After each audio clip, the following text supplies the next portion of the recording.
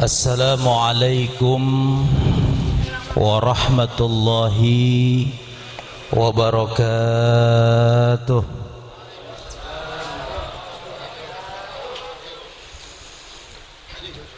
Alhamdulillah,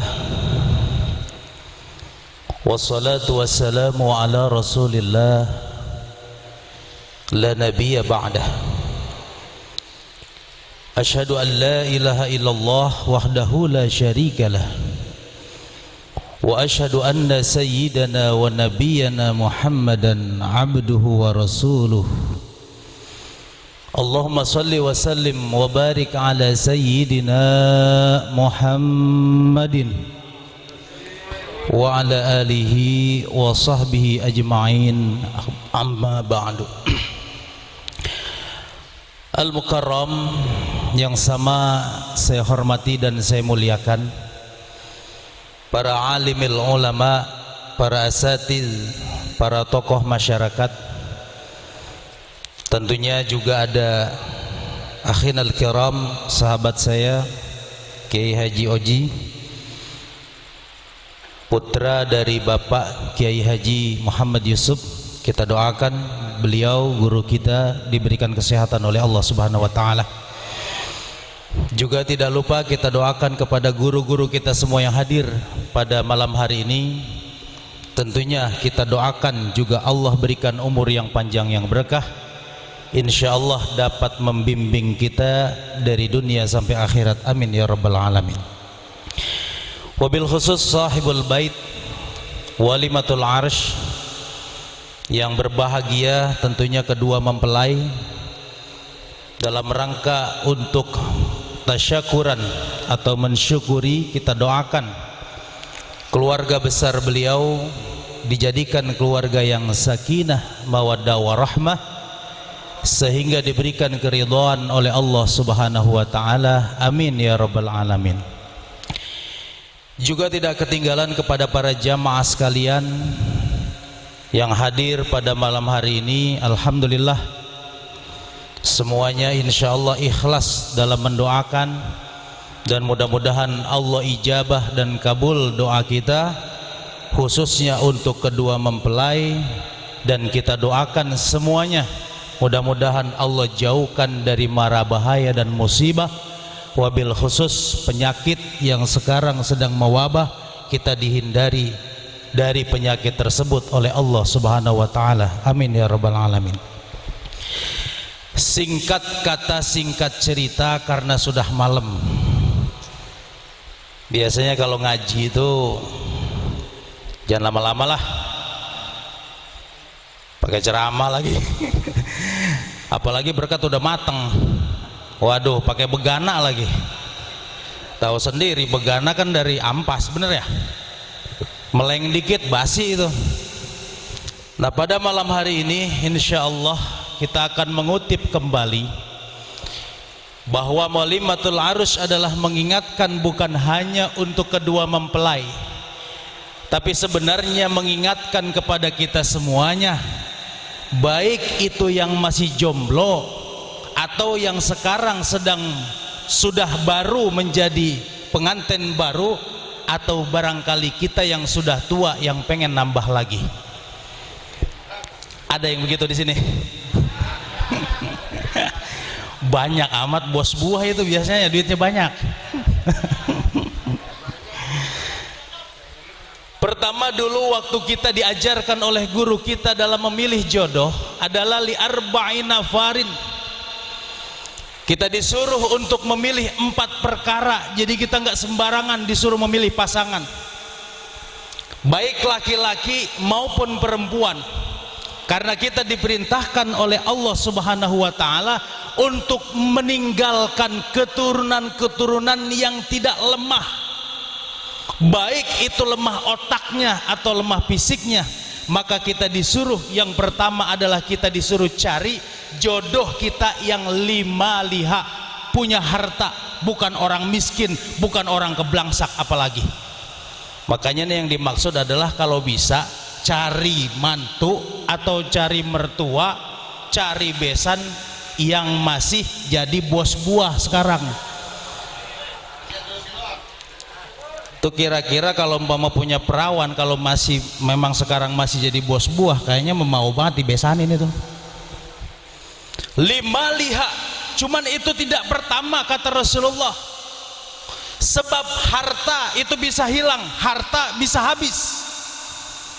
Yang kedua, apa yang disuruh oleh Rasulullah adalah lijamaliha, kegantengannya, kecantikannya, itu harus kita pilih.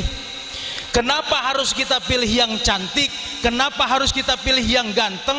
Karena bini, karena laki itu dilihat setiap hari. Mau ke dapur ketemu sama bini, mau ke sumur ketemu sama laki, mau ke kasur dia lagi. Bayangkan umpama bini kita, laki kita jelek, yang cakep aja bosen, apalagi yang jelek, gitu maksudnya. Paham? Nah, cuman relatif cantik dan ganteng, tapi bukan itu yang menjadi utama.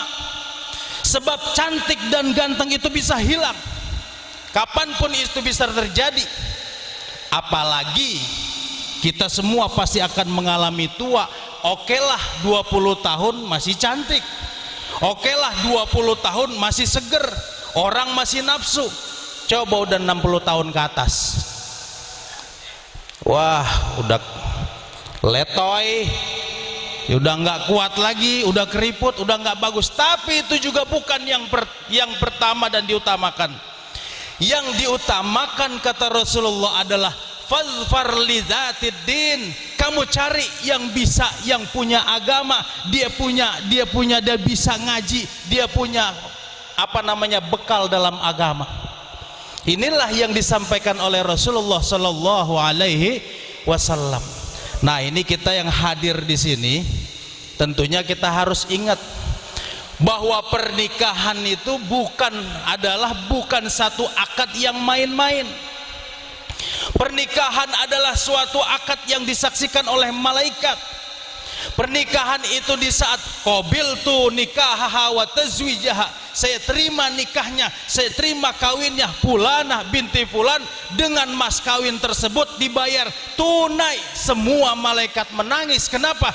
Karena yang tadinya dia ditanggung jawab si perempuan kembali dan semuanya balik kepada suami. Jadi kalau perempuan nggak sholat, maka suaminya dosa karena bininya nggak sholat. Na'udzubillahi min. Makanya tadi dibilang fazfar li dzatiddin, biar suami bisa nasehatin istrinya. Begitu kira-kira. Paham apa kagak itu? Paham ya? Kenapa kemudian ini harus diutamakan? Istahlaltum bi kalimatillah. Hei kamu yang sudah menikah, jangan sembarangan. Kamu dihalalkan dengan kalimat Allah, kamu disaksikan oleh Allah. Makanya kita kalau sudah punya perawan yang kira-kira udah pantas nikah, laki-laki kita punya bujang udah pantas nikah, buru-buru dah dikawinin. Hati-hati zaman sekarang, Masya Allah, pergaulan luar biasa. Apalagi sekarang udah modelnya kita nggak perlu ketemu, tapi laki-laki perempuan bisa pacaran lewat visi namanya. Ki-aki bingung, PC apaan tat? Video call kong. Sekarang udah enggak namanya zaman malam mingguan, orang baru bisa ketemu. Kalau zaman dulu kan pacaran, Masya Allah, ribet banget, ribet. Belum lagi kalau ketahuan Pak RT bisa digerebek itu. Kalau dulu kan pacaran walaupun hanya sekedar di samping tembok, dulu rumahnya kan pagar zaman dulu mah. Asal dia selojorin telunjuk juga girang ya udah luar biasa itu. Pernah terjadi nggak itu? Di sini ada nggak ngkongkong yang begitu? Udah masih ada. Masya Allah, luar biasa. Dari dulu kita udah dinasehatin nih, makanya yang seneng dangdut boleh juga kita ambil nasihat. Ya, anak-anak kita boleh nggak kita nyanyiin ini? Bila datang rasa cinta, hati-hati dan waspada, jaga, pelihara serta kuasailah. Sawerannya mana? Anak-anak anak kita jaga. Masya Allah, zaman sekarang luar biasa. Banyak orang yang sudah lepas dari kontrol orang tua, yang akhirnya mereka hancur. Makanya kita pada malam hari ini bersyukur anaknya Bang Haji sudah dinikahkan, alhamdulillah. Cuma setelah menikah, orang enak yang namanya nikah itu dibilang bulan madu. Namanya bulan madu, sebulan 2 bulan habis. Bener nggak? Lagi pacaran aja enak, lagi pacaran aja membayangkan, Masya Allah enaknya nikmatnya kayaknya kalau orang udah kawin. Makanya sekarang Bang Haji, saya tanya Bang Haji, katanya nyesel kawin. Iya nyesel kawin, emang apa? Kenapa nggak dari dulu begitu? Baru syahrul, namanya syahrul apa itu namanya, bulan madu, cuma sebulan 2 bulan enaknya. Makanya kita dinasehatin oleh guru-guru kita, orang yang baru melakukan akad, disitulah dia mulai sebuah pelayaran. Di tengah laut nanti banyak goncangan-goncangan, maka kita disuruh untuk cari pasangan nih yang solihah dan soleh. Jadi nanti ada sabar. Kadang kita nemuin perempuan alhamdulillah kalem, yang kita apes nemuin perempuan cerewet, Masya Allah itu dikit-dikit ngomel mulu. Ini ada gak kira-kira perempuan di sini, ibu-ibu dengerin apa kagak ini? Hati-hati, perempuan yang ngomel mulu sama laki-laki, neraka udah nungguin. Nah, ngomel juga Bang, saya mah bener ngomel juga, emang duit jajan kurang, apalagi lagi covid begini. Bini Jakarta saya buntelan kentut. Ya orang dandan kagak pernah dimodalin, bagaimana nggak ngomel? Enak dia mah bos buah, duitnya banyak. Lah kita cuma ngojek. Ya apa samat. Makanya di situ kita disuruh, Masya Allah, sabar. Yang pertama, bahwa di dalam rumah tangga tidak semudah dan seenak yang kita bayangkan. Ada satu proses yang sangat luar biasa, sehingga pada saat itu setan sedang menggoda kita. Bagaimana caranya nih orang dia yang tadinya sudah sah, nanti dia akan bercerai, cerai muda jadinya. Saya ingat ada kiai itu melantunkan pantun, memang godaan kita di rumah tangga yang paling ribet. Boleh saya sering ketemu dengan teman saya, oke, saya nggak apa-apa berantem sama tetangga saya nggak apa-apa berantem sama saudara saya, tapi jangan berantem sama bini saya. Ampun, saya boro-boro kawin lagi yang begitu sama bini, takut. Tapi emang bener di situ kita diuji. Makanya itu saya kalau umpama ngomong orang Betawi, ya kita kan sama-sama Betawi nih, ini Betawi semua kan di sini ya, nggak ada itu pantunnya begitu. Ke Ciawi membeli botol, empok emaya isiin minyak. Orang Betawi emangnya getol, belum kaya bininya banyak. Mantep nggak tuh pantun? Pernah dengar saya itu dari kiai. Maka kita ikutin nih, la ilaha illallah, la ilaha illallah, la ilaha illallah Muhammadur. Gerah-gerah mengambil kipas sambil makan gorengan betok. Bini marah, utang belum impas, lakinya mikirin janda yang montok. La ilaha illallah, la ilaha illallah. Ada yang begitu di sini? Ada. Masuk Jakarta keluar Pluit, banyak mobil beriringan. Kalau wanita nggak punya duit, sambil masak uring-uringan. Betul nggak begitu? La ilaha illallah, la ilaha illallah, la ilaha illallah Muhammadur. Jadi perempuan pun marah, laki-laki harus sabar. Itu namanya keseimbangan. Namanya perempuan itu jangan dikira di rumah nggak ada kerjaan. Kadang laki-laki merasa bahwa dia nyari duit, perempuan kagak ngapa-ngapain di rumah. Kalau kita nyewa pembantu di rumah, berani bayar apa enggak? Yang nyapuh dia, yang nyebokin bocah dia. Emang mau itu laki nyebokin bocah? Mau juga pakai kaki jago segusek pantat anaknya. yang masak Jiyah.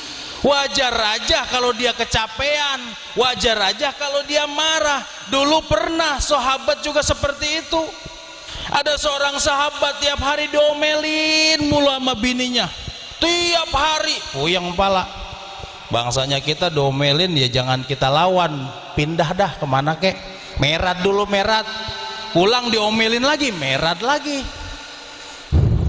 diomelin mulu. Dia pengen konsultasi sama sahabat Sayyidina Umar. Coba mungkin Sayyidina Umar seorang sahabat yang sangat berani, dinamakan dengan Asadullah, singa padang pasir.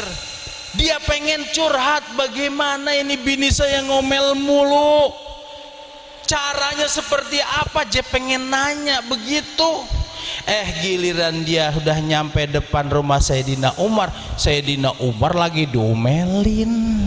Kan apes itu, memang begitu jalannya. Kita mah laki-laki bukan karena memang kagak berani, malu. Tuh perempuan kudu tahu, bukan kagak berani kita melawan perempuan. Laki-laki itu ar-rijalu qawwamuna 'alan nisa. Sayyidina Umar bagaimana, musuh yang paling gede aja dia tebas lehernya, apalagi bininya.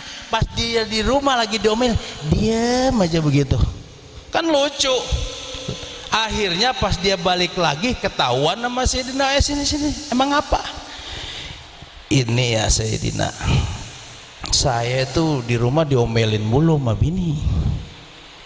Lah emang apa balik lagi? Ya tadi pengen nanya, pas mau masuk lah ente lagi diomelin, ya sama saya. Lah terus bagaimana solusinya? Ada begini aja, perempuan mah kita kudu sabar ya, perempuan mah kita kudu sabarin, biarin nggak apa-apa kita diomelin, yang penting rumah tangga kita utuh. Dia mah ngomel juga semua kerjaan dia beresin. Coba kita bayangin nih, laki-laki emang disuruh patokannya tuh laki-laki yang kudu sabar.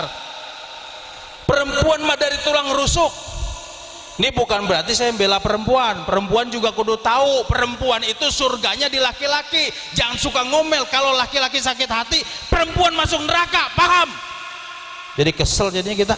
Cuman kita laki-laki suruh sayang, perempuan dari tulang rusuk, kalau dikerasin patah, dia dibiarin kurang ajar.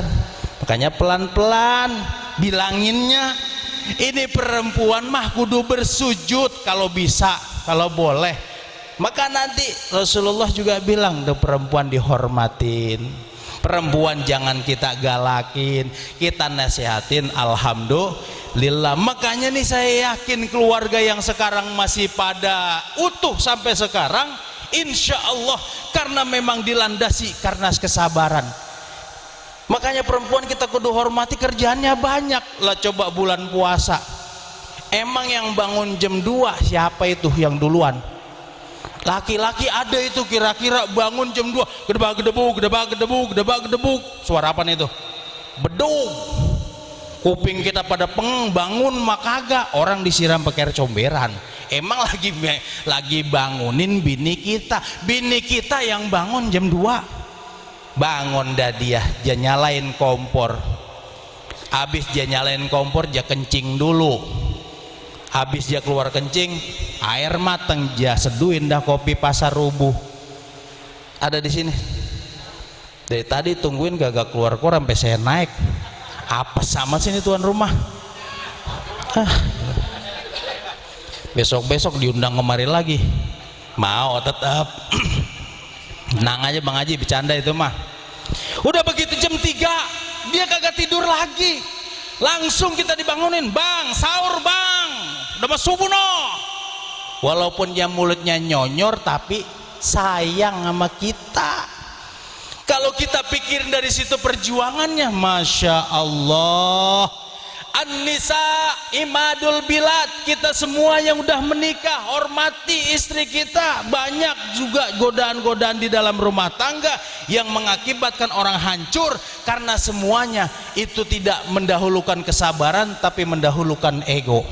Nauzubillahi min dzalik. Apalagi nih sekarang nih tensi ekonomi luar biasa. Gojek aja Gojek berhenti. warung kudu tutup, tukang bakso jam 7 tutup, Alfamart tutup, ekonomi sudah mulai. Dan di rumah tangga kita sekarang sedang diuji ekonomi, kecuali tukang buah nggak ada tutupnya. Alhamdulillah, kayaknya tukang buah dipuji-puji mulu dari tadi, kudu paham. Jadi biasanya saya dapat 1 kantong, semalam ini 5 kantong gitu maksudnya. Udah disiapin udah. Lagian saya ceramah juga kagak ngarepin duit, beneran, kagak ngarepin amplop, insya Allah gratis. Cuman tuan rumah kudu paham, saya punya bini di rumah. Kalau jenanyain bagaimana? Nah makanya di situ ada juga yang kita kudu pikirkan. Jangan cuma menikah, nikah gampang, rumah tangga bisa diurus. Nanti kita bakal punya keturunan, disitulah kita disuruh untuk mencari jodoh. Fazfar li dzatid din, yang punya agama, keturunan kita kudu bagus. Jangan cuma naik doang, bikin anak, habis udah keluar dia biarin. Akhirnya anak keleleran, kagak bisa ngaji. Ngaji sekarang sudah mulai ditinggalkan sama orang-orang. Sekarang orang lebih sering melihat HP ketimbang Al-Quran. Anak-anak kita akhirnya yang tadinya harus bisa ngaji zaman dulu sama zaman sekarang sudah bisa kita bedakan. Ini kayak begini kan yang udah tua, alhamdulillah Yasin pada apal. Bener, saya liatin ngaji Yasin kagak pakai ngeliat itu. Iya, semuanya tapi bersuara itu, kagak pakai. Ada Yasin di depan dia, pada apal semua, begitu bener. Apa ada yang mimpin? Ada yang mimpin kali. Tapi saya yakin kalau orang dulu pertama kali sebelum anak sekolah, sebelum anak dia punya pelajaran umum, pertama agama dulu. Makanya orang dulu perlu kita pegang kata-katanya. Biarin gak apa-apa anak saya goblok, biarin gak apa-apa anak saya gak punya pengetahuan umum, dia gak bisa bahasa Inggris, yang penting dia bisa ngaji, yang penting dia bisa sholat. Itu sebenarnya tanggung jawab kita. Nanti kalau kita punya keturunan bisa ngaji, bisa sholat, insya Allah akan aman nanti di kuburan. Amin ya robbal alamin. Makanya ini terakhir, yang lama-lama tadi katanya udah ya, berkat udah siap udah. Nanti kalau udah nggak covid ya bebas dah tuh, kita ngomong 1 jam kayak setengah jam kayak. Dan perkenalkan, saya sebenarnya rumahnya bukan di Tangerang, di Gondrong. Dia mah Jakarta, kota Tangerang, biar dijauh-jauhin dikit biar keren begitu. Mengapa dia kagak ngundang saya Ali Jaber? Innalillahi wa inna ilaihi rajiun. Jadi mudah-mudahan perkumpulan kita khususnya untuk kedua mempelai menjadi keluarga yang sakinah mawaddah warahmah. Kita diberikan keberkahan oleh Allah Subhanahu wa taala. Amin ya rabbal alamin. Dan tahun ini insyaallah penerimaan siswa baru di Gondrong ada pesantren Nurul Iman Al Barkah. Jadi bagi yang mau mendaftarkan anaknya bisa langsung ke sana, insya Allah bisa bersilaturahmi. Kopi Pasar Rubuh mau udah disiapin sama Bang Haji Dani. Ini donatur kopi Pasar Rubuh beliau, man sampai sekarang belum dibeliin. Itu aja, terima kasih, mohon maaf. Assalamualaikum warahmatullahi wabarakatuh.